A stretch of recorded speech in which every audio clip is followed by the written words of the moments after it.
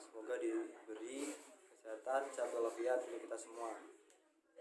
Untuk yang pertama kali, perkenalkan, nama saya Yana Rivaldi Kusantoro dengan nomor induk mahasiswa 147 dari kelas D Manajemen. Di sini saya akan menjelaskan bagian-bagian yang akan diterangkan oleh kelompok 2 Muhammadiyah. Dengan yang pertama yang akan dijelaskan oleh saudara Maida, yaitu penjelasan tentang kepribadian Muhammadiyah. Yang kedua dengan saudara Edo, rencana kepribadian Muhammadiyah. Lalu yang ketiga dengan saudara Dita, fungsi kepribadian. Dan yang keempat dengan saudara Robi, isi kepribadian pertama. Lalu yang kelima itu adalah saudara Rosa dengan penjelasan isi kepribadian kedua. Lalu yang keenam dengan saudara Rama menjelaskan tentang isi kepribadian ketiga. Lalu dengan yang ketujuh dengan saudara Rosa menjelaskan tentang isi kepribadian keempat. Lalu dengan saudara Leni, yaitu yang ke-8 menjelaskan tentang sifat-sifat Muhammadiyah. Lalu dengan saudara Hamdan akan menjelaskan tentang kesimpulan. Saya Maida Madinatul Munawwaroh, NIM 19104111159. Di sini saya akan menjelaskan mengenai kepribadian Muhammadiyah. Kepribadian Muhammadiyah adalah rumusan yang menggambarkan atau menguraikan tentang jati diri hakikat Muhammadiyah, serta apa yang menjadi dasar dan pedoman amal usaha dan perjuangan Muhammadiyah, serta sifat-sifat yang dimilikinya. Kepribadian Muhammadiyah ini berfungsi sebagai landasan, pedoman, dan pegangan bagi gerak Muhammadiyah menuju cita-cita terwujudnya masyarakat Islam yang sebenar-benarnya. Nah, latar belakang perumusan kepribadian Muhammadiyah ini didasari oleh beberapa faktor sebagai pemicu lahirnya perumusan kepribadian, yaitu yang pertama adalah cita-cita, yang kedua adalah sebab musahabah Muhammadiyah didirikan, serta yang ketiga adalah pergantian keadaan dan suasana dalam proses sejarahnya. Nah, dalam ketiga faktor itu melahirkan ciri dan sifat khas yang timbul dan tenggelam selama Muhammadiyah menjalani proses sejarahnya sejak berdiri hingga sekarang. Nah, dengan segala ciri dan sifat khas itu, Muhammadiyah telah bersikap dan berbuat yang dapat mempertahankan diri serta memperkecil kerugian dan kemerosotan. Perkenalkan, nama saya Muhammad Edo Fiorentino, NIM 19104111169 dari Fakultas Ekonomi Prodi Manajemen. Saya di sini akan menjelaskan sedikit tentang tugas dari kelompok saya, yaitu sebagai berikut. Rencana kepribadian Muhammadiyah dalam suatu kursus pimpinan yang diselenggarakan oleh pimpinan pusat Muhammadiyah dalam bulan Ramadan 1381 Hijriah, Kiai Haji Fakih Usman memberikan kuliahnya dengan judul "Apakah Muhammadiyah itu?", yang akhirnya memberikan kesadaran bahwa untuk perjuangan seterusnya Muhammadiyah memerlukan rumusan yang dapat dijadikan pedoman, di mana perjuangan secara Muhammadiyah tertonjol dengan nyata dan jelas. Pimpinan Muhammadiyah pusat menyadari hal itu, maka dimintakan kepada sementara pemimpin Muhammadiyah untuk mengajukan rencana kepribadian Muhammadiyah. Di samping rencana yang telah ada dari Kiai Haji Fakih Usman, rencana-rencana tersebut dibicarakan dalam suatu bidang pleno pimpinan pusat. Dibentuk suatu panitia perumusan kepribadian Muhammadiyah. Panitia berhasil merumuskan berdasarkan pengolahan atas rencana-rencana itu. Perumusan itu dibicarakan kembali dalam sidang pleno pimpinan pusat dan disahkan untuk diajukan dalam sidang tahwir. Perkenalkan, nama saya Dita Puspitasari, NIM 19104111165. Di sini saya akan membahas tentang fungsi kepribadian. Sebagaimana yang telah diputuskan oleh Muktamar yang ke-35 di Jakarta, rumusan kepribadian Muhammadiyah berfungsi sebagai 1. Pangkal berpijaknya hidup perjuangan Muhammadiyah. 2. Pedoman dalam mengarahkan bahtera hidup dan kehidupan Muhammadiyah.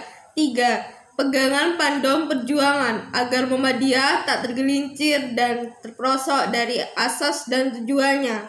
Ketiganya disatu padukan dalam tubuh Muhammadiyah dan sebagai akibatnya tertonjollah sifat-sifat kemuhammadiyahan sebagai jalihiyah yang kokoh tak teruraikan, yang menjadi kesatuan sifat Muhammadiyah lahir dan batin. Saya Muhammad Maulana Marobi, saya akan menjelaskan tentang isi kepribadian yang kedua, dasar amal usaha Muhammadiyah. Beberapa faktor yang menjadi landasan dari dasar amal usaha Muhammadiyah, yaitu yang pertama, dalam melaksanakan segala gerakannya, Muhammadiyah harus tetap berpedoman pada tauhid dan tawakal kepada Allah dengan maksud beribadah serta mentaati perintahnya dan menjauhi segala larangannya. Kesemuanya ini harus ditanamkan pada orang Muhammadiyah sehingga setiap orang Muhammadiyah menjadi contoh dan tauladan serta memegang peranan dalam membangun serta perbaikan negara dan masyarakat. Yang kedua, gerakan Muhammadiyah harus aktif dan menonjol di tengah-tengah masyarakat untuk memimpin atau setidaknya menjadi penerangan yang cemerlang. Yang ketiga, Muhammadiyah berkeyakinan bahwa landasan yang dapat membahagiakan manusia di dunia dan di akhirat adalah ajaran Islam yang terdapat dalam Al-Quran dan Sunnah. Oleh sebab itu, wajib dipatuhi. Segala kebijakan pemimpin serta taktik dan strategi perjuangan harus sesuai dengan ajaran Islam. Yang keempat, setelah mampu berdiri tegak dan berjalan di atas landasan itu, barulah Muhammadiyah kuat untuk menegakkan dan menjunjung tinggi agama Islam dan mengatasi segala rintangan yang ada. Yang keempat, ittiba atau mengikuti langkah dan perjuangan Nabi Muhammad SAW dalam sikap dan keteguhan dalam menghadapi rintangan, penderitaan serta kesabarannya dalam duka cita serta kesyukurannya dalam menerima nikmat adalah kewajiban setiap muslim. Disinilah kewajiban Muhammadiyah untuk menggerakkan umat ke arah ittiba. Itulah gunanya Muhammadiyah didirikan. Yang keenam, kalau usaha perseorangan saja kurang berhasil, maka Muhammadiyah berjuang dengan beramal dan berorganisasi. Dengan begitu Muhammadiyah dapat mencapai hasil yang lebih besar dan lebih dapat menanggulangi rintangan daripada usaha perseorangan. Perkenalkan, nama saya Elvia Rosa Snul Hatimah, NIM 1910411149. Di sini saya akan mempresentasikan tentang kepribadian Muhammadiyah yang kedua. Yang pertama, dalam melaksanakan segala gerakannya, Muhammadiyah harus tetap berpedoman kepada tauhid dan tawakal kepada Allah, dengan maksud beribadah serta menaati perintahnya dan menjauhi segala larangannya. Yang kedua, gerakan Muhammadiyah harus aktif dan menonjol di tengah-tengah masyarakat untuk memimpin atau setidaknya menjadi penerangan yang cemerlang. Yang ketiga, Muhammadiyah berkeyakinan bahwa landasan yang dapat membahagiakan manusia di dunia dan di akhirat adalah ajaran Islam yang terdapat di dalam Al-Quran dan As-Sunnah. Oleh sebab itu, wajib untuk dipatuhi.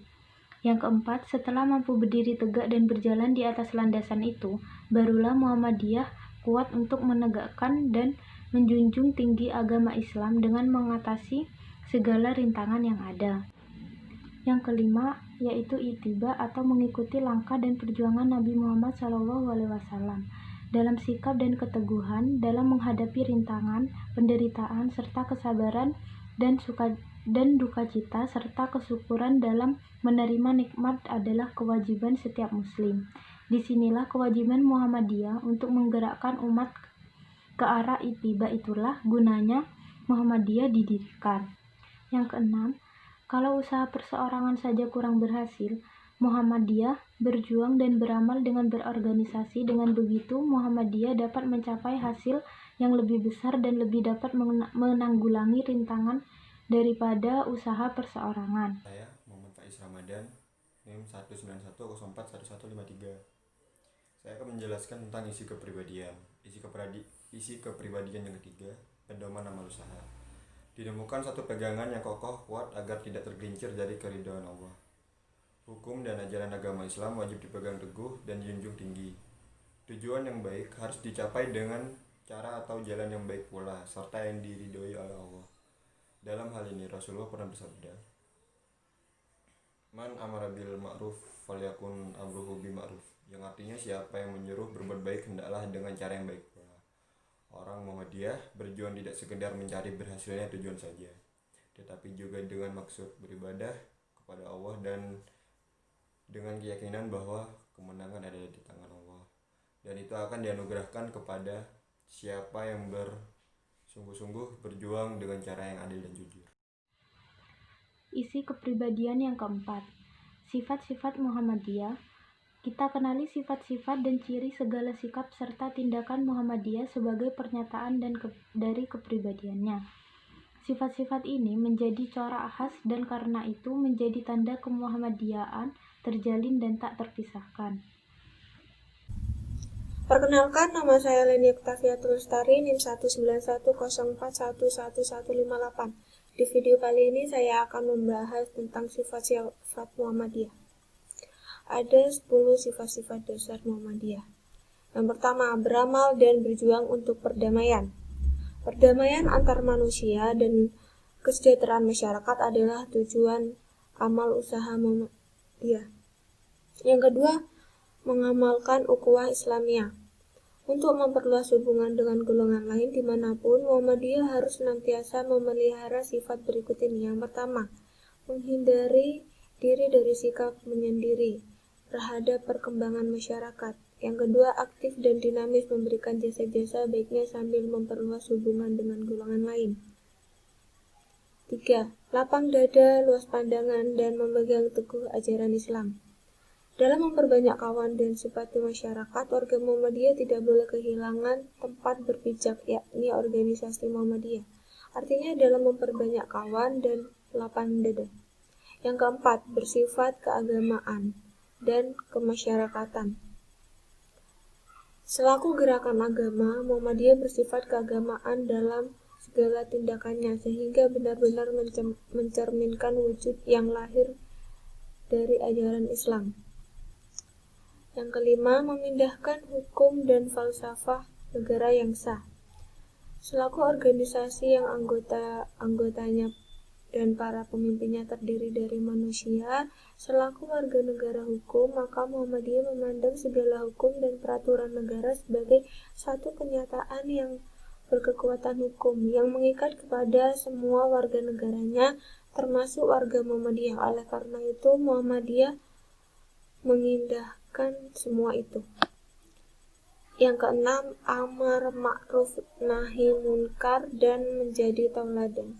Islam mengajarkan kepada umatnya agar mau menegakkan, memelihara, dan mengembangkan segala yang baik sebagaimana yang dikehendaki Allah untuk jadikan hiasan hidup manusia yang di tengah-tengah masyarakat. Yang ketujuh, aktif dalam pembangunan yang sesuai dengan ajaran. Dimaksud dengan aktif adalah mendorong dan ikut berkembang dalam batas-batas tertentu, membentuk dan menyalurkan perkembangan tersebut ke arah yang utama yang bermanfaat bagi keluhuran akhlak, budi pekerti, agama, masyarakat, dan negara. Yang kedelapan, kerjasama dengan semua golongan Islam dan membela kepemimpinan Islam. Agama Islam harus disiarkan seluas-luasnya. Ajaran Islam wajib diamalkan. Kepentingan agama Islam harus dibela. Itulah titik-titik pertemuan dan persamaan antara golongan-golongan kaum muslimin manapun juga. Yang kesembilan, membantu pemerintah dan golongan lain dalam membangun dan memelihara negara. Muhammadiyah insaf bahwa negara Indonesia adalah negara kita sendiri dan milik bersama. Maka Muhammadiyah ingin bekerja sama dengan golongan lain dalam membangun negara Republik Indonesia yang kokoh, kuat, dengan rakyat dan masyarakatnya yang adil dan makmur. Yang ke-10, adil dan kreatif ke dalam dan keluar Muhammadiyah.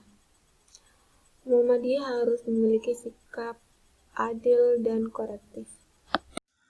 Perkenalkan, nama saya Kamdan Nawawi, NIM 19104111173. Saya akan membacakan kesimpulan dari presentasi kelompok kami. Muhammadiyah adalah perserikatan yang merupakan gerakan Islam.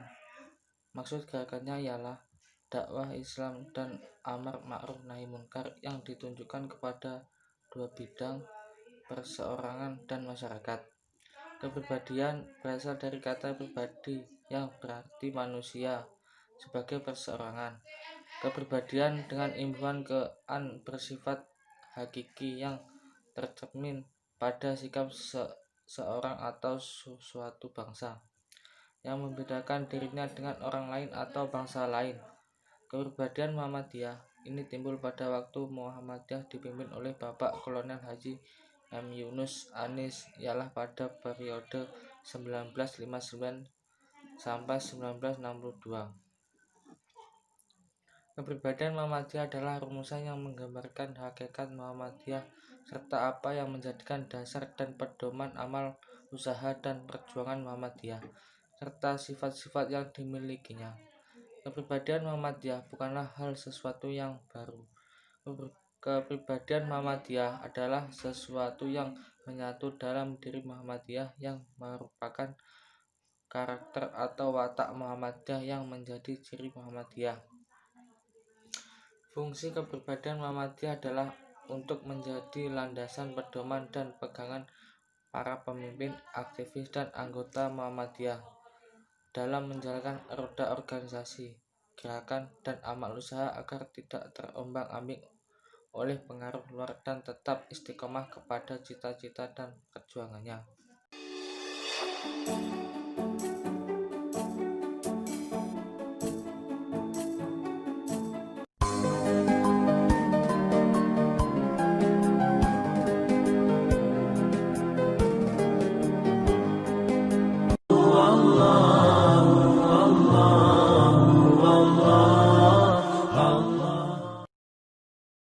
Saya sering melihat ceramah Ustadz di YouTube dan saya sangat respect ya dengan semua ceramah Pak Ustadz. Kemudian saya berniat untuk memperlihatkan ceramah Pak Ustadz ke teman-teman atau saudara saya, tetapi tanggapan mereka bahwa ceramah Pak Ustadz seperti seorang Muhammadiyah dan saya dilarang keras untuk mengikutinya. Tapi saya mengelak dengan tuduhan tersebut dan saya ingin tahu siapa yang dimaksud dengan Muhammadiyah dan kenapa saya tidak boleh mengikuti. Apakah Muhammad itu menyimpang Pak Ustadz? Kenapa bisa ada perbedaan seperti itu? Ya.